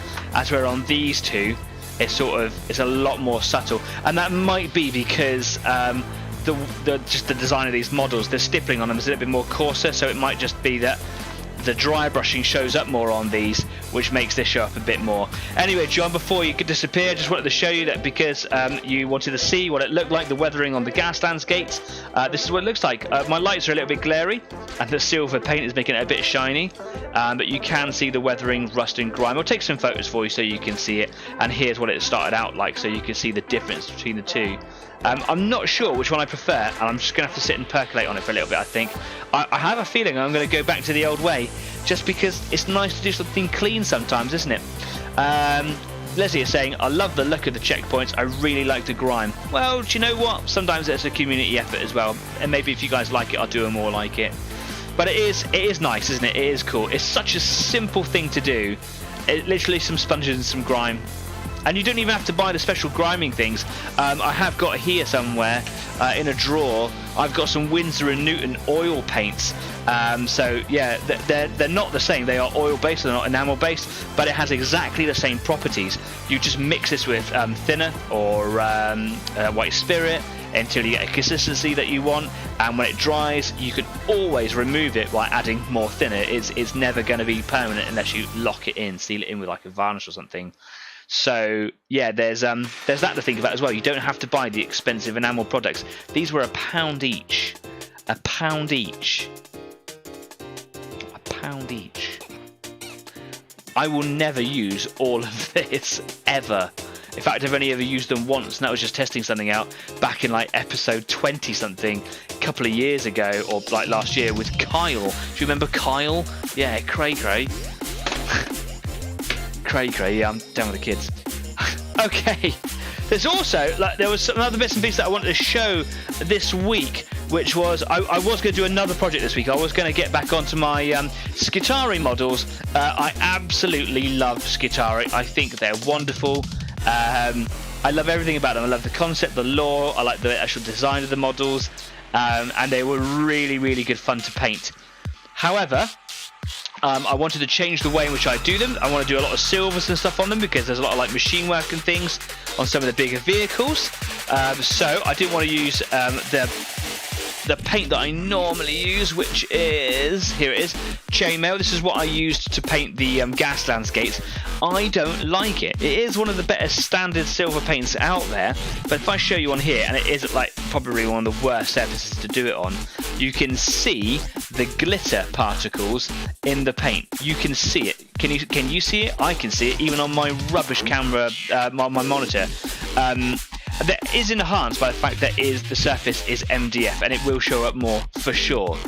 And like I say, this is one of the better standard silver paints out there, but it doesn't look metal enough for me. So I've been on the search for the perfect metal product, and I happened across Vallejo metal colours. These are a new formula. They're even better than they used to be, and there's other stuff out there as well. There's like liquid gold or liquid metal from AK, and there's some wonderful products out there.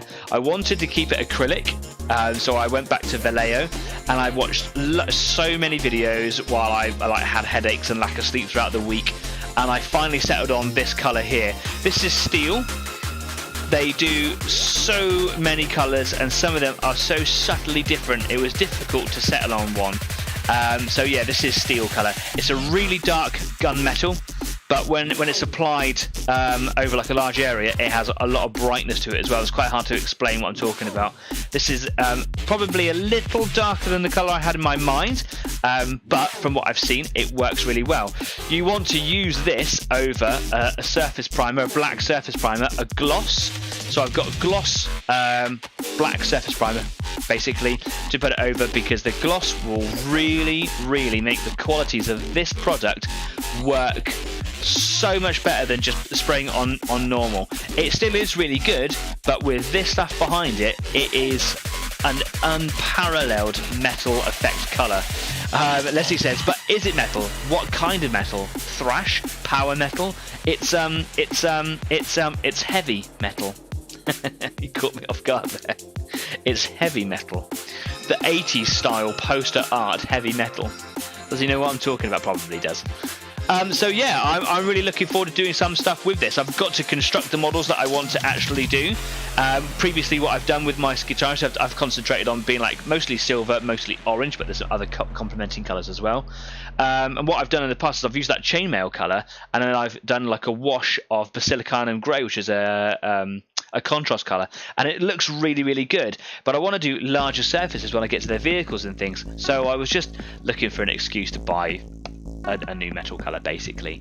So this is the project that I've got lined up. I hope that I can get to it next week. I am quite busy this week with doing lots of training with my staff and my management team at work, because I work at a children's activity centre. It's the summer holidays coming up, so we've got a lot of work to do for that, and I've been lacking a lot of sleep.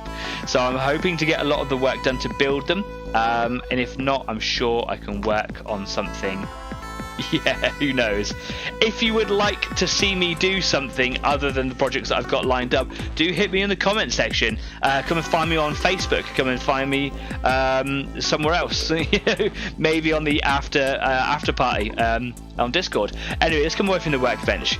Man, I'm soaked in sweat. It is so hot in here. Like, I stuck to my clothes. It's awful. Leslie says, heavy metal. Hair metal days, hey? Or birth of extreme metal. And new metal. You're throwing out a lot here. You're welcome. You're welcome. Yeah, I'm old school. Yeah, that's been it for this evening. I hope you guys have had a good time. I hope you got a lot of sort of painted and stuff done. If not, I hope you just enjoyed the sort of chit chat and things. Been a bit quieter in the live chat today, but that's allowed to happen. I'm so sorry about this camera. It might be a hardware problem. It might just be that the camera's rubbish. It might be a conflict with my other camera. I don't know. It probably is just because it's over 30 degrees in the studio. It is incorrect is the term I like to use. I am a soppy little northern hemisphere English boy, and I don't do well in anything above like 19 degrees, so I'm melting. It's a little bit uncomfortable. But it has been fun to do some projects. I'm really glad I got the little pillboxes done. Like I say, it's been nice to actually start and finish a project in one thing, and that's kind of why I did them, really. So yeah. If you've got anything you want to talk about, you can find me over at Facebook. You can also find us over at Instagram, where I will be putting up some photos real soon of some finished bits and pieces. But in the meantime, if you like what we do here, please do like, do follow, and do subscribe, because every little bit that you do to kind of, make the show bigger really helps me feel good about what I do here. And of course, spread the word, let your friends know, kind of just tell people at work, just put up a poster, Easy 8 Online Painting Club, with a link or something. Maybe I could make a QR code. Oh, that'd be kind of good for me, yeah. And of course, just as a reminder, Easy 8 is planning to go on tour to the Bovington Tank Museum. A date hasn't been set, but I am putting on my calendar somewhere around the end of August. So a little bit further away at the moment, but that might change. It might come closer, it might go further. But I just kind of want to put some ideas out there, because a lot of people are coming up to me saying that they really want to go and, go to the Bovington Tank Museum again. Leslie is leaving us. Take care, guys. Have a good evening. Thanks, Leslie, for coming by. It's nice to see you again. You stay safe, be kind. All right. And for the rest of you as well, of course, if there's anything that you want to ask or add to this conversation, the comment section is just down there for you guys, or you can find us over at Facebook, or come and have a chat with me now over at Discord, because that's where I'm heading, and the link to that is just down the bottom there as well. In the meantime, until next week, keep on painting, stay safe, be kind, and I'll see you soon. Take care for now. Bye bye.